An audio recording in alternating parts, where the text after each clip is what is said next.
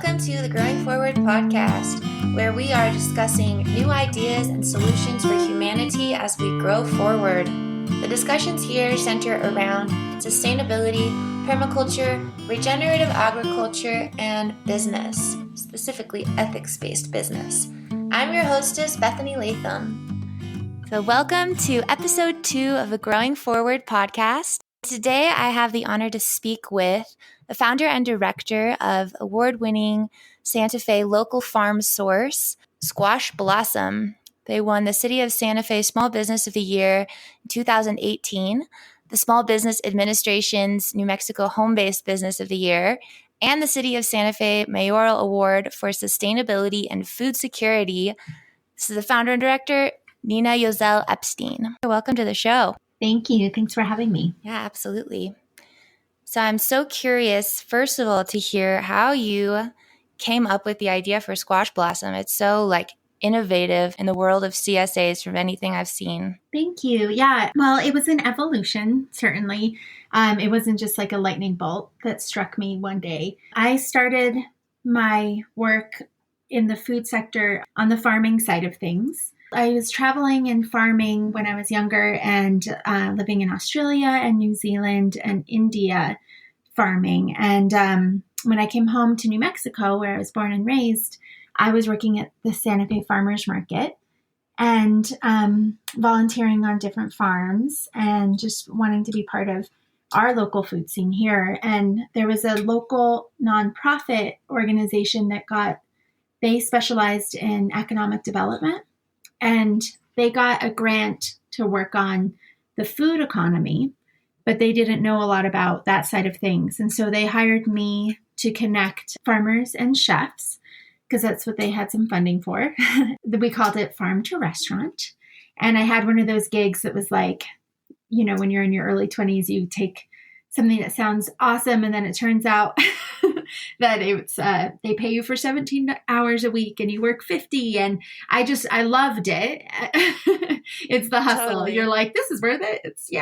And honestly, it was worth it because I loved what I did. And we started this program, and then when the grant was over, they were done with it, but it had built all this momentum and it was working. And we had all the farmers and all the chefs that I had been connecting said, can you keep doing this? And so the nature of the work with Farm to Restaurant was basically bridging that gap. We had farmers who didn't always know what outlet they'd be able to have for their produce. And we had chefs that didn't always know what was coming. And there was a lack of communication and reliability and consistency on both ends. And so I was helping facilitate those interactions. And when the grant was over, like I said, there was interest in me continuing the work. So I wasn't quite ready to start Squash Blossom at that stage. I was young and didn't have all the confidence yet in it. So what I did is I brought the program to another nonprofit and continued to apply for grant funding to kind of help us iron out the kinks of this work and have the support of an organization behind me. And so in the nonprofit sector, I continued the work of supporting farmers and chefs, but I also rounded out my role and did a lot of educational work around why local food is important for our community, both on the policy side of things and with chefs and eaters and everyone. And it was a great opportunity to kind of round out my skill set in communicating about these things. And I had some wonderful mentors in the nonprofit sector. And then after a few years, it became clear that most of what I was needing to do was transactional, because I ended up representing over 25 local farms and selling to over 30 restaurants. And for people who aren't familiar with Santa Fe, we're so lucky we're kind of a culinary destination. We have some of the most incredible chefs in our small city. We're really fortunate to have such good food. And as you and I know, good food means good ingredients. Mm-hmm. I think you can't have it without. Yeah, so this just built so much momentum that it really became clear that that's what I needed to be working on full time, and didn't need any more grant support because it became a business. And so that's when I left the nest and incorporated squash blossom. So it was a really organic evolution, if you don't mind me being really corny. Corny. But I know, Can't the stop puns never end. Oh my God. Yeah, so it's been 5 years now of Squash Wow. Blossom, and we just finished our 5th season. And the part that you were just referencing at the beginning, that's similar to a CSA, unlike some businesses start with retail and they grow and they expand and they get into wholesale. Mine went the other way. I started with wholesale, and that was because of the farmer and chef connection, but really to support farmers, I needed to show my purchase power. Mm-hmm. And so I wasn't going to get a lot of farmers wanting to sell wholesale to me if I was only selling or buying a few dozen pounds. I was able to say, okay, give me all your apples, give me all your peppers. I'll buy hundreds of pounds of these things, because I was working with these large restaurants that go through so much food every week. So that's why I had to start with the wholesale. Yeah. And then It's really a lot better for the farms. exactly. Yeah. It's a one-stop drop. And honestly, a lot of farmers went into farming because, and I can relate to this, unlike other entrepreneurs, farmers want to be in nature, not necessarily around people. They want to be quiet. They work really hard, really long hours, and they're out in their fields, and the marketing side of things and the sales and the distribution, super crucial, but not always the the innate nature for farmers. And so it's just really nice to have someone else handling I handle all their marketing, sales, distribution, and bookkeeping, and they farm. And that is they farm every hour of the day, and they're dealing with things like these in New Mexico, up in the high mountains. We have these like 40-degree temperature changes in a day, like right now. We're preparing today. Everyone's scurrying around trying to get every last thing out of the field because we're getting our first hard frost today of the season. Yes, it's been a crazy last few days.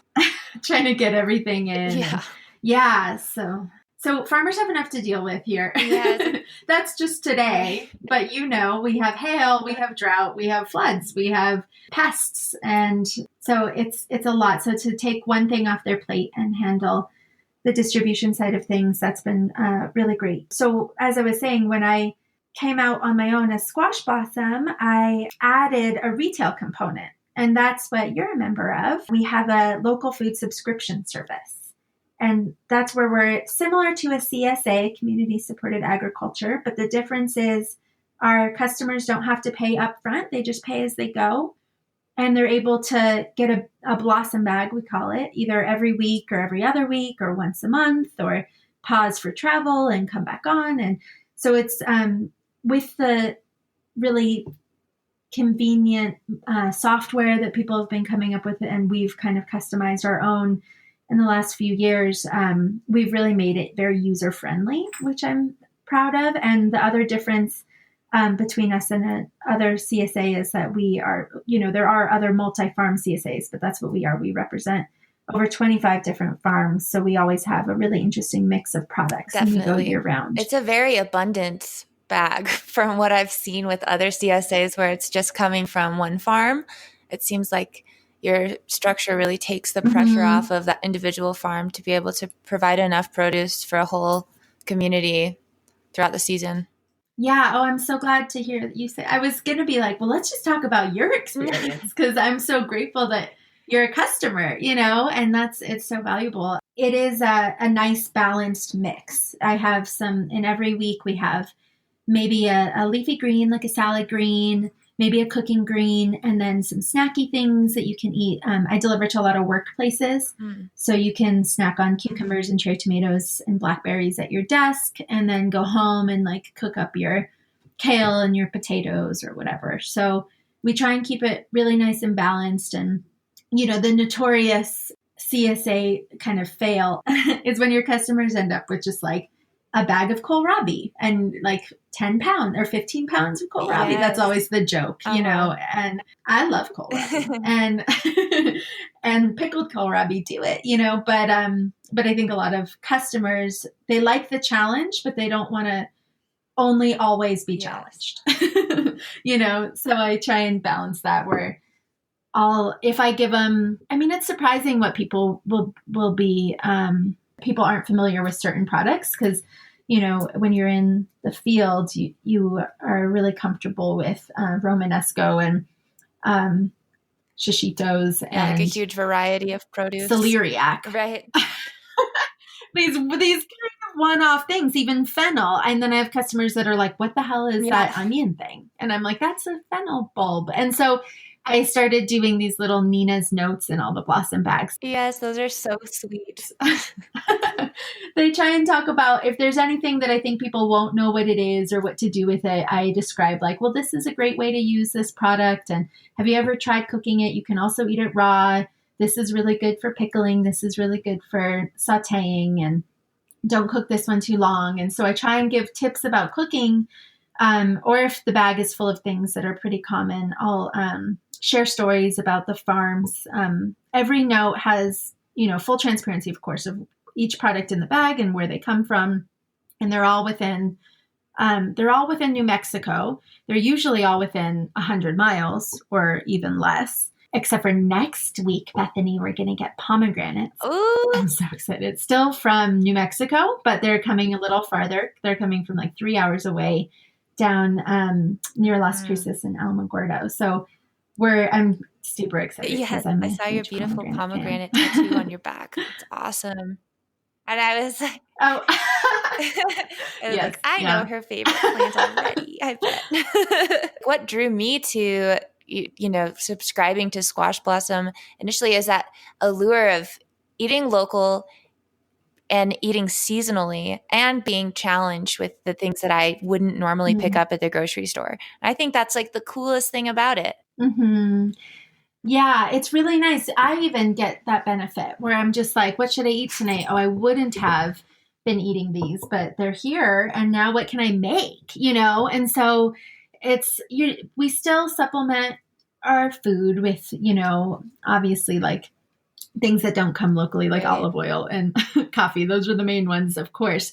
You know, if local food can inspire and if local food can be like your meat and potatoes, those are easy to get local. Absolutely. Anywhere. And if they can be the foundation to your meals, then it's easy to kind of riff off of there. And I mean, I get some chefs that call me and they go, I'm going to open a new restaurant. It's going to be 100% local.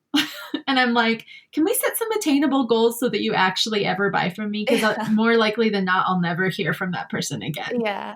Or hear of their restaurant, probably. Right. I think we just have to like get our foot in the door, get started, find our relationship to the seasons, find our relationship to cooking and to the love of food. And from there, you can make really big things happen. You know, I mean, there's no part of me that's pretending that we're all eating only local and our restaurants that buy from us are 100% only buying from Squash Blossom, but they're keeping me alive. They're keeping the farmers alive, my staff alive, and they're telling the story and they're inspiring people about what they can do with local food. And that stuff is enormous. You know, it's like one step at a time towards changing the world. And then eventually I do think that we can overthrow the industrial food system and we just have to start somewhere. Amen. I totally agree. And it's not about being perfect, right? It would be so much better if everyone was just trying their best and not shooting for perfect, because none of us will ever attain that. Right. And then you just do nothing and that would be a bummer. Mm-hmm. So. Just be a sad, depressed person eating at McDonald's all the time. Yeah. I just want to go back really quickly. This is like way back, but I also lived and worked in New Zealand and Australia on farms for 2 years. Oh my gosh. Yeah. I'm so curious. Where were you? I was in Adelaide. Okay. And outside, mostly in the south, and then up in Darwin too, outside of Darwin. Okay. So I was kind of in that center strip. Where were you in Australia? In Australia, I worked on like a startup permaculture nursery in Montville, which is in the Glasshouse Mountains on the Sunshine Coast. Oh, nice. Okay. So, yeah, like East Coast. Uh-huh. Uh-huh. And then in New Zealand, I worked in the North Island in this tiny little town called Whakahora on the sustainable 10,000 acre organic sheep farm called the Blue Wow. Duck Farm. Uh-huh. Okay. That We was like totally the beginning of my food love and journey as well. That's so mm, interesting. we were just out there this last year, and we didn't make it to any farms we really wanted to, but just being out there was so gorgeous, and most of their food was local because it would be so inefficient to not have it be local because it's just Hmm. so isolated. And yeah, we ate really well. And their libraries, oh my God, we were in love with their libraries. But when I was in New Zealand, I was on the South Island in Takaka. Okay. Yeah. The And South then Island is so beautiful. everything, everywhere is so beautiful in New Zealand. And then did you say India too, or just Australia? No, I Oh, haven't been okay. to India. Oh, It's on yeah. my list. Yeah. Well, I was farming in Oroville, which is an eco village with a lot of farms. I don't want to misquote how many farms, but definitely in the dozens. And you should check that out. Yes. It's in Tamil Nadu. Okay, Yeah. awesome. But Yes, I can't wait to go to India. Sorry, that was a total segue. I just had to ask. I know, no, it's really fun. I'm excited to speak with you more because it sounds like we have so much overlap.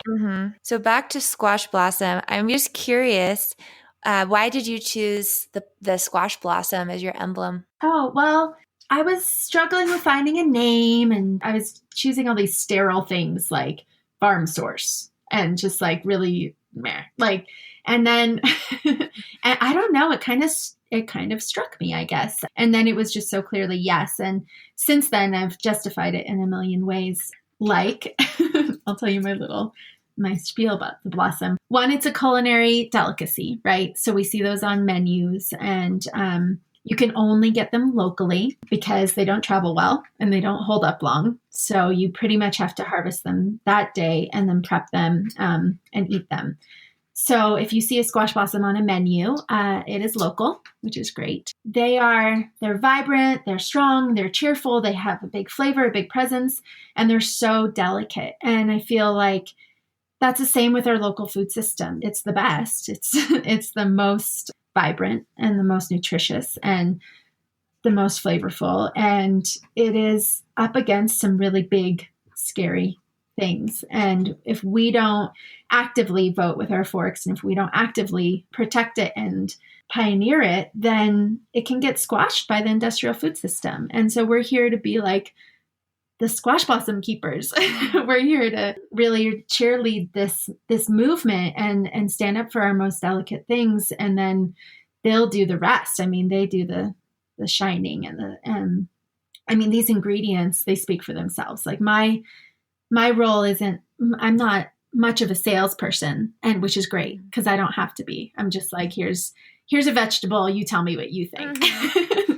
And if anyone's ever done like a taste test between a local vegetable of any sort and a conventional vegetable that's been sitting in a grocery store for God knows how long and traveled from God knows how far, hands down, the local food's going to win. And so it makes my job really easy because I'm not trying to pull a fast one on anyone. Right. I'm just presenting the information and then letting the foods do the rest of the work. It makes your job a little bit easier.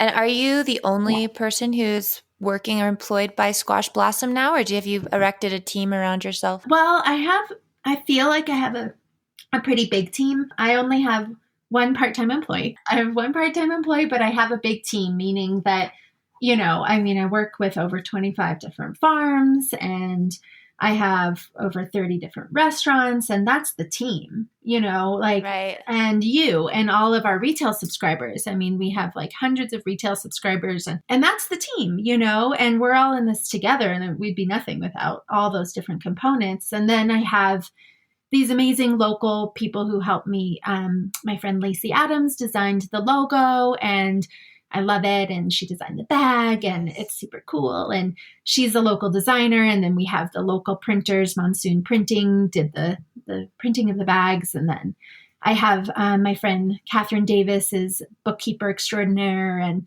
so, all these people, they're the team. I'm the only full-time employee, Yeah, it's a group effort for sure. Absolutely. I love that. The nature of that business is so community. It is. So it would, Amazing. yeah, it's not just me at all. So you have the 25 farms that participate. Is there like a screening process if someone who's listening is a farmer locally and they want to get involved? Yes. So we work with local farms that are able to deliver to Santa Fe once a week. So that's one thing. From there, the next hurdle is they have to have product liability insurance, which isn't that bad.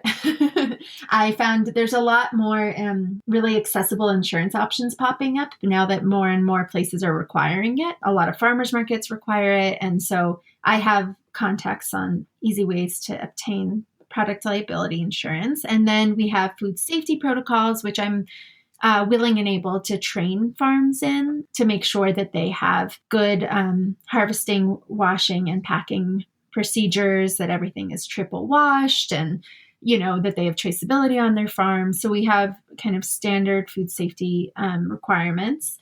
And I visit every single farm that I work with. So, we're all kind of in the same, within driving distance. And like I said, they do drop off into Santa Fe at, once a week. And they can do twice a week if they opt for that.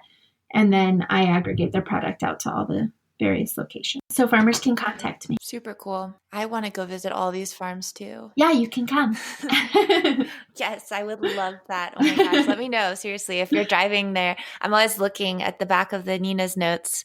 Like, one day I'm going to make it out to all these farms. Yeah. Well, I'd love to do farm tours. We've done some dinners. That was one thing I tried for one of the seasons. We call them squash blossom suppers because we have all these incredible chefs. And so we rotated restaurants and did squash blossom suppers. And those were a huge success. And people are still asking me to bring them back. And so we're just kind of fine tuning the logistics, and I would love to bring them back. And my dream is to have them on farm and then have the chefs rotate, but come out to a farm to do it. So that's it's a logistic puzzle and trying to get there, yes, but it's on my mind. I haven't forgotten. Everyone loved those. So I know it's important to do that and break bread with each other. Yes. I'm looking forward to that coming back for sure. Yeah. So all the farmers drive into Santa Fe once or twice a week, and then you just meet them. And have you worked out in advance kind of what they're going to be supplying you with for the week? Yes. So the farmers tell me in advance the week before, and they say, hey, Nina, next week I'm going to have 400 pounds of sweet peppers, unlimited tomatoes, unlimited salad mix, or whatever their availability is. They kind of tell me, or they'll say, we're running low on this, so only list 30 pounds. That's a big piece, is just inventory and not overselling. Yeah. So I ask farmers to be really specific with their estimates, or conservative even. And then I list them for sale in our, so this is for the restaurants. For you guys, for the Blossom Bag customers, I choose what the bag is going to be every week. And so I just choose the best of each season and change it up every week. But for restaurants, they custom order by the case. And so for the wholesale platform for chefs looks like an online store, and everything listed there is available by the case size, and they place their orders, and in real time the inventory is deducted, and then I aggregate everything. I kind of process all the orders, send them out to all the different farms, and all the farmers have their harvest lists, and then their harvest lists include whatever I've decided to put in the blossom bags that week. And then they drop everything off in Santa Fe. I have 2 big walk-in coolers, and they fill those up. And then me and my staff come and we pack up the blossom bags, and then we deliver the cases by the case to the restaurant. Okay, sweet. That sounds like a very in-depth system that you've worked out, and lots of communicating back and forth. I hope that was palatable. It's funny when you're so in something, you forget how to talk about it to someone who no. Isn't, but it's good to hear it step by step. It just seems like it must have taken a little while to like get all the processes in place for that to work really smoothly. Yeah, and it's evolved. And like I said, so this is Squash Blossom's 5th year, but I've been doing this farm to restaurant work for over 10. And so it's definitely evolved. It's definitely improved every year and gotten more efficient. And we're a social enterprise. The mission is the heart of the work. making this work for farmers, having a fair price from farmers to eaters, and making sure everyone is protected in that value chain is of my top priority. And so the systems evolved to just make it really, it started just making it as convenient as possible for farmers. Mm-hmm. And then as convenient as possible for chefs. And now I'm like, so what do you guys need? And what would make this really work for you? And the Blossom Bag piece has really evolved in the last couple of years as well. I started the subscription piece, like everyone can customize what goes in their bag every week. And that was nutty. And it became, it was actually the feedback I got was that they didn't want to. Everyone opted for the Farmer's Choice bag, which is what we called it. And so it's like 90% did. And then we'd have like one person wanting radishes and we didn't have radishes that week. And then I'd ask the farmer, okay, and then like one bunch of radish. And he or she was like, that's not worth it. So, so we kind of ironed out those kinks and then realized, okay, we're just going to offer this bag. So the bag has, 5 or 6 different items in it a week. And then you can always add on, even today, you can still add on eggs. These are really great farm fresh eggs that have the yummiest, richest oaks. Yes, I get the eggs and I love them. Yeah, I love them so much too. And then we also have locally roasted coffee, and we have locally made pickles, local pickles, local kombucha, local jam, mustard. So we have all these like value-added products. That's what we call them in the industry. And you can add any of those to your bag. And in the holidays, which are coming up, we have a holiday bag, which is all the value-added products. So it's more shelf-stable. It's not produce, but it's more produce-inspired products. And then that's a really great way to gift the taste of local in the holiday season. Absolutely. Yeah, I've been curious to see how the Blossom Bag changes as the seasons change. Do you have to stop doing so much produce? I do produce year round, but it gets pretty kale, potato, shiitake, beets, carrots, pretty rootsy, dark leafy greensy. So it's still awesome. I mean, I would eat those things all the time. Absolutely. That's what you're supposed to eat this time of year as it gets colder. Exactly. I definitely retain a lot of customers year round. Some people switch from every week to every other week if they can't make it through their potatoes in time or their carrots or whatever. But yeah, we go year round, and the feedback I get is that they're impressed with the selection in the dead of the winter. And so every year we have more farmers doing more season extension. So I'm pretty confident about the future of winter products in New Mexico. I know just for me, I'm a one-person household and my boyfriend eats with me a lot.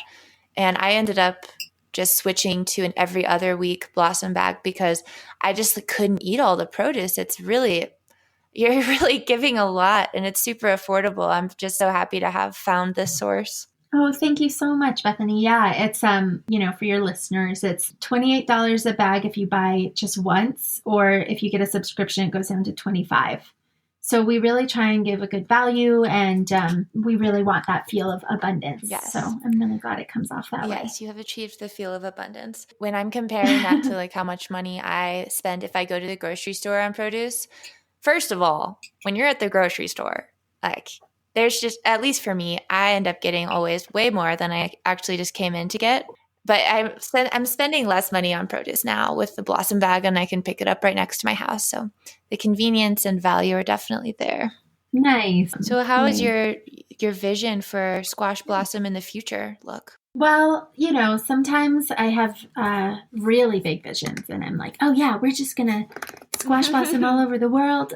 Just kidding. Not the world, but I do get a little like, well, this is working. This is a good little system. This is working. Maybe we could do nodes. I have a lot of demand for, people are always asking me about bags for Taos and Albuquerque, and chefs are always asking for those things. And I don't deliver that far away because it becomes really inefficient for me, but I could see having someone like me run a Squash Blossom Taos or a Squash Blossom Albuquerque. And then from there, I love that who knows, idea. we could do Durango and Boulder and, wherever. We could keep going. Like it can note. You could franchise Squash Blossom. It could franchise. And it would always be mission driven, and it would always be a social enterprise. And integrity is the heart of our work, and relationships are the heart of our work. And so when we're faced with some of these bigger things, people always are asking me about Blue Apron and Amazon Fresh, and they asked me about those larger scale programs. And I just feel like consumers are, I hope, in my experience, consumers are smart. They have consciences and they have hearts and they want to do the right thing. And there's greenwashing, and there's a lot of people telling you you're doing the right thing, even if they're not. But with Squash Blossom, it's all about relationships. It's all about transparency, and it's all about really knowing where your food comes from and knowing your farmers. And so that's something that you can't scale in the same way that these other large companies are scaling and outsourcing. This is all about local. And so that's why I feel like we could franchise Squash Blossom, and it would stay in these local communities and these local nodes, and it would be different in each community. But the kind of large still scale, be an ethically based business. Absolutely. And it would have to be if I have any say in it, which I am 100% owner right now. So I do have say. Awesome. I want you to franchise just for the good of the world. Thank you. Do you have a dog? Can you hear him? Yes. I have two. Oh, you have two? I have two as well. Mine are currently yawning on the couch. I wish mine were. They're definitely playing right next to the computer. I hope it's not getting in the way. No, I think it's charming. I hope my listeners will find it charming, because it's going to be an inevitable thing if they stick around to listen to this podcast. Oh no. Yeah, they're I think they know that I'm doing something quiet and focused, so they're just we should just attack each other right here. They're pushing my chair over. Classic. That's an amazing vision. I really hope that happens. And if people out there are hearing this and they are like, oh my gosh, that's what I want to do. I want to franchise with Squash Blossom, or just, maybe they're interested in contacting you to be a farm source locally, or any of those things, they can find you at squashblossomlocalfood.com and then Squash Blossom Local Food on Instagram. And are those the best ways to contact you? Yeah. The .com probably the most. Yeah. And then we have an Instagram presence. We have a Facebook presence. My partner has a farm here in Powake, and we sell at the Santa Fe Farmers Market every week too. So you can find us there. The restaurants that I sell to, they're all on the website as well. So if you want to know where to eat in Santa Fe that has local food, they're all on our website. That is so cool. The farm that you work with your partner is Groundstone Farm, right? Are you very involved in the farming? I would imagine Squash Blossom keeps you pretty busy. It does keep me pretty busy. It's really nice that we have such different roles that are so compatible, because I handle, the sales and distribution, and Matt is the jefe on the farm, and it's really compatible, and we don't really have to compete for who's who's going to do what. I definitely I love to weed. It's kind of my favorite thing. Spiritually, you're just making room, you're just making room for things to thrive and cleaning out, and it's just the best. It's the best. And so I definitely do the weed, things like that, and covering crops with row cover, and today. But for the most part, he's incredible. He studied agriculture in university, and is really strategic with everything. And he's passionate about seed saving and growing really unique varieties of everything. So that's his forte, and I'm really proud of him. Yeah, it seems like a beautiful partnership. Yeah, we just got some new land in Nambe, and we're getting ready to cover crop it and build our soil here so that we can live in the same place that we farm, which will be enormous. Wow, that's super exciting. I saw on your social media that you're renovating an Adobe house in Nambe. Yeah. So that's been a big part of my year this year, is learning all of that, which is really amazing. Adobe's so incredible. The floor was totally unsalvageable, and yet we still have this structure because with those strong, thick Adobe walls, they're not dependent on the foundation. So they have their own foundation. So that's been really encouraging. And it's just beautiful. That's so cool. You are just doing all the things. Makes me tired just hearing about all the different projects you have going on. That's so awesome I'm a and little encouraging. tired. You can really accomplish a lot if you put your mind to it and you're passionate about what you're doing. Yeah, I mean, I'm tired right now. I'm looking forward to the frost a little bit. I think anyone who works in ag, it's a bittersweet thing when you get your first hard frost. Yeah. Yeah. Looking forward to some fireplaces and knitting this winter. It's like you have to, you're going to spend less time doing what you love the most, but you also get to look forward to a little bit of rest. Yes, exactly. So I have just a few questions that I would like to ask you. And the first is, what is your required reading for any listeners out there? There's so many good things to read. And when it comes to ag, I'd say, Michael Pollan did us all a huge favor with the Omnivore's Dilemma and Food Rules and all of those, because people who aren't quite familiar with local food or the benefits of eating your veggies, he really took some of these concepts that might have seemed like hippy dippy and made them really practical and made them really palatable. And so those are always really excellent introductory books. I listened to your introduction episode and I'm just totally smitten with anything Windleberry. And once you get through Michael Pollan, then you're ready to just really get into the poeticness of agriculture and local food. And so then you can go to Windleberry for that. And then I guess I would suggest for people in New Mexico, well, no, you don't have to be in New Mexico to read this book, but a lovely New Mexican author is Stan Crawford, and he wrote A Garlic Testament and Mayordomo. And I know a few farmers who moved to New Mexico and began farming just because they read A Garlic Testament. And so he's one of our kind of celebrity local authors that you can still meet at the farmer's market when you come to Santa Fe. So that's always a local choice. Perfect. And your favorite plant? That's tough. Love them all. I'm partial to squash blossoms. I'm partial to chilies, and I'm partial to pomegranates. I guess if we're going to talk, so the chili gets enough play. New Mexico, surely it does. In New Mexico, it does. What I love about it is, like I was talking about earlier, our climate is so extreme. And we have some competitors that will remain nameless, Colorado, who think they can grow chili as well as us. And really the reason that our chili is unbeatable is because our conditions are so ridiculously extreme. And the chili gets its heat from those dry, stressful, hot days. It's unmatched and it's delicious. And we put it on every single thing that we eat in New Mexico. So I love the chili for that. And I was born and raised here, so I have a lot of loyalty and pride to the chili. And then, like you said, I have a pomegranate tattoo. So pomegranate for the abundance of and the fertility of all the seeds and the jewels that they hold, the juiciness. I love seeds personally, and just the fact that they hold the whole plant within them is so exciting to me. These little things that can be so easily overlooked have every single thing that they need for like a whole tree.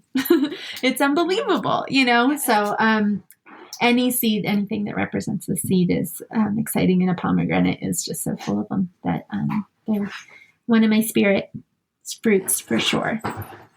Did you ever read the Chronicles of Narnia? I did when I was a kid. I remember one of the books, I think it's like The Voyage of the Dawn Treader, maybe. I could be wrong. They go into the earth. There's all of these stones like diamonds and gems, but they're edible because they're so soft, because they're so warm deep in the earth.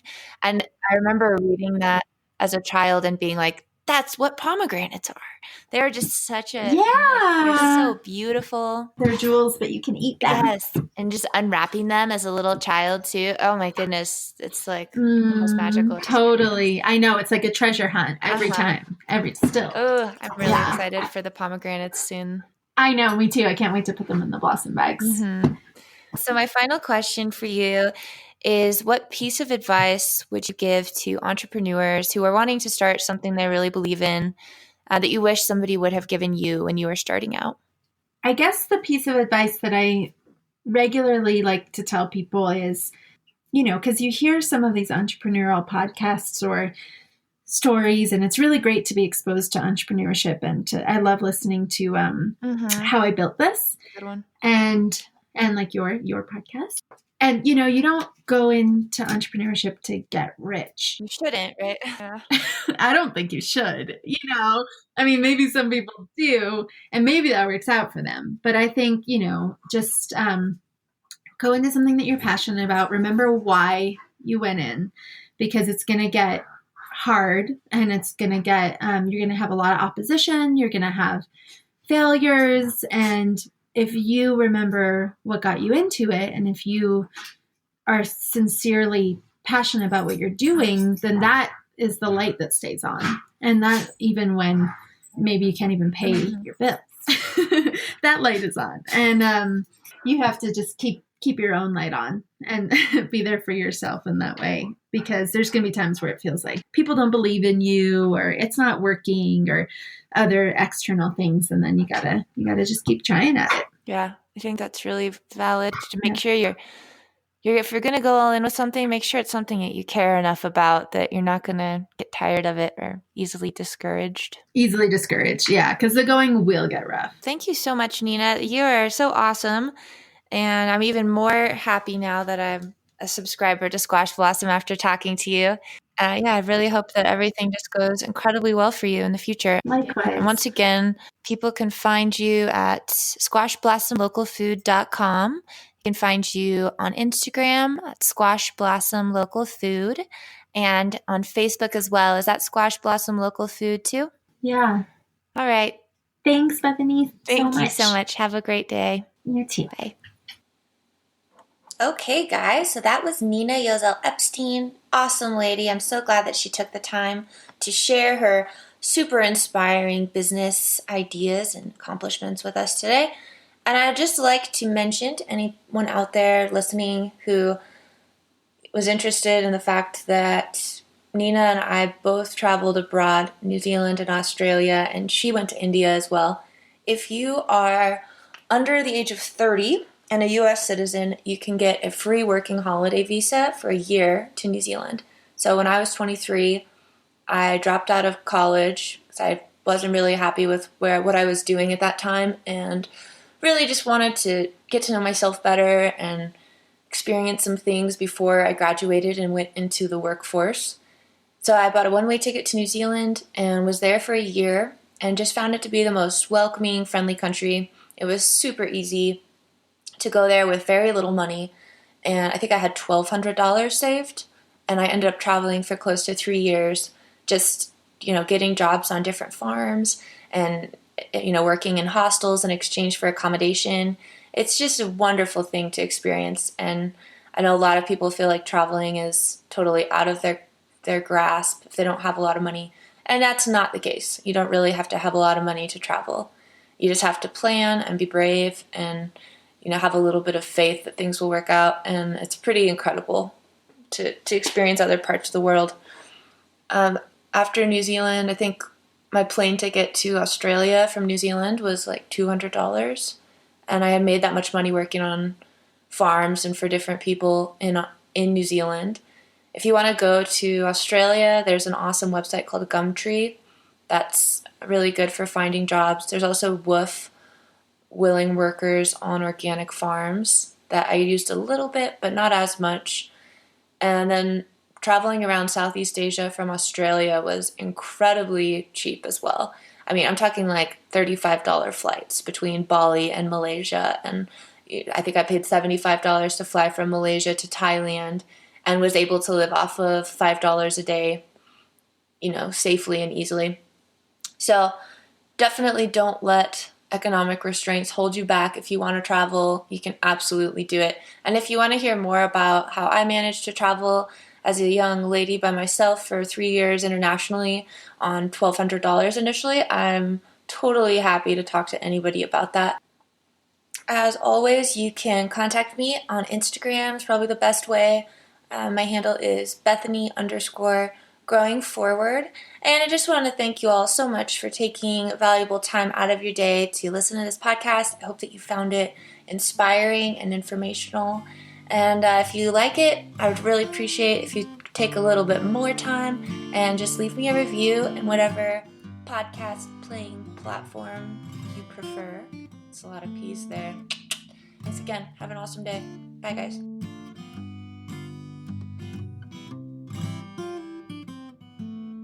Summer save me.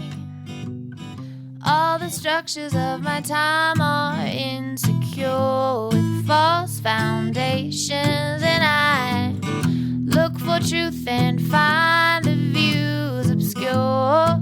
Without borders in our minds, could we make peace with our own kind? Your fire feeding mine, like boom ba boom ba bra boom ba brum ba da bum ba boom ba boom